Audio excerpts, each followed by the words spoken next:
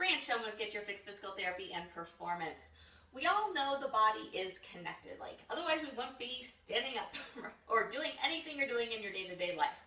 But I think a lot of times we forget how interconnected it is and how everything plays into everything else. And what I want to do today is just walk through one quick demonstration on how the foot impacts everything up the chain.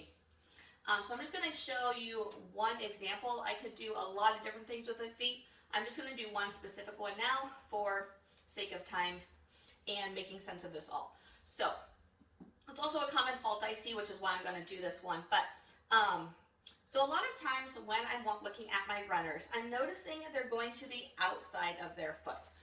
And that's what I really want to focus on today is the person who's on the outside of their foot. Even if you have a flat foot or an arch support that makes you have weight on that arch, we still a lot of times see compensations to the outside of the foot. So what happens when we do this? So if I put on this leg, if I put all my weight on the outside of my foot, you can see that big toe comes off the ground. It's kind of out of your view, but that big toe comes off the ground. But you can automatically see where that knee switches to. So automatically we're taking this knee out to the side. Now, if I try to stand here with my foot on the ground, with this one off, which is what we do when we walk and run, I can't maintain my balance there. I have to shift my weight over here so I can kind of maintain my balance. And even then, I'm fighting it quite a bit.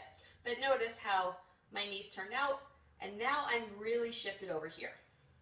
Now, once I'm shifted over here, as I try to control this and bring this leg forward as if I'm walking, I have to rotate this direction with my pelvis. Even if I come out of that a little bit and start getting onto my big toe, I'm still naturally wanting to rotate my pelvis this way. So now, as I'm attempting to, as my weight shifted, and I'm rotating this way, the only way I can still walk straight where I want to is to really force this rotation through this hip, which also then kind of counter rotations through this spine. So now, as I'm coming through, I'm making this hip work a lot harder to rotate here. I'm making everything in the spine work harder. And then as this leg comes down, I'm almost forced internal and external rotation on this leg in order to get it to hit the ground. And then we're on the outside of that foot. And then this all happens again.